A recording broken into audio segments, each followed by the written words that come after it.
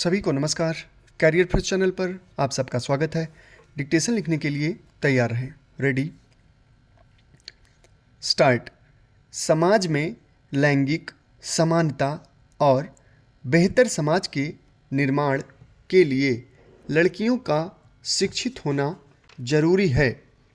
एक लड़की का शिक्षित होना उसे स्वतंत्र रूप से निर्णय लेने तथा परिवार, समाज और राष्ट्र के विकास में योगदान देने में सक्षम बनाता है। शिक्षा से वंचित लड़कियां न तो अपने अधिकारों को समझ पाती हैं और न ही उनके सामाजिक जीवन का स्तर ऊपर उठ पाता है। वे घरेलू कामकाज के दायरे में ही सिमटकर रह जाती हैं। बालिका शिक्षा को लेकर सरकार की ओर से कई योजनाएं लागू की गई हैं, लेकिन धरातल पर उनका प्रभाव व्यापक स्तर पर नज़र नहीं आता है। मगर इसकी पूरी जिम्मेदारी सिर्फ सरकार पर डालना भी उचित नहीं होगा। इसके लिए सामाजिक स्तर पर भी सामूहिक प्रयासों को बढ़ावा दिया जाना चाहिए।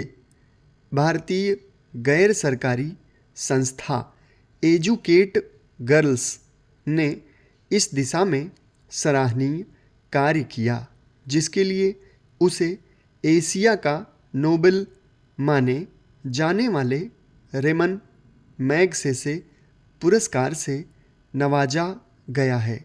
इस संस्था की यह उपलब्धि सामाजिक क्षेत्र में कार्य करने वाले अन्य संगठनों के लिए भी प्रेरणा स्रोत है। जीवन में जो भी अवसर मिले उसके पूर्ण सदुपयोग में ही आनंद और उपलब्धि निहित है। जो अवसर सामने आ खड़ा हुआ है वह हमारे लिए ही सृजित हुआ है। उसका सम्मान करना धर्म बन जाता है। कल्पना अनिश्चितता के लिए यथार्थ और निश्चित की उपेक्षा वर्तमान को ही क्षीण नहीं बनाती, बल्कि भविष्य की योग्यता को भी संदिग्ध बनाती है। आज जो अवसर प्राप्त हुआ है वह वर्तमान को संवारने के लिए है। यही भविष्य का सोपान बनेगा। आज एक पुष्प किसी आंगन में खिलकर अपनी सुगंध बिखेर रहा है। अपनी सुगंध के कारण ही कल उसके बीज किसी बड़े उद्यान में स्थान प्राप्त कर सकते हैं।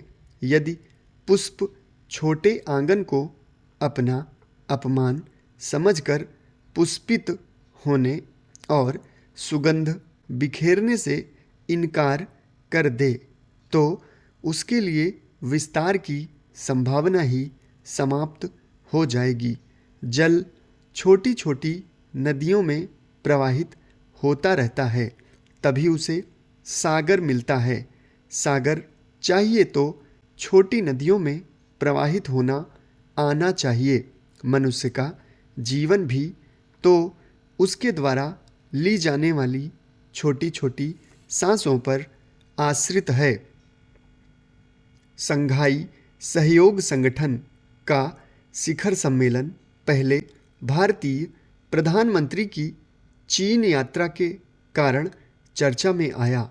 फिर उनकी चीनी और रूसी राष्ट्रपति से मैत्री वाले माहौल में बातचीत के लिए इन मुलाकातों ने विश्व का ध्यान अपनी ओर खींचा।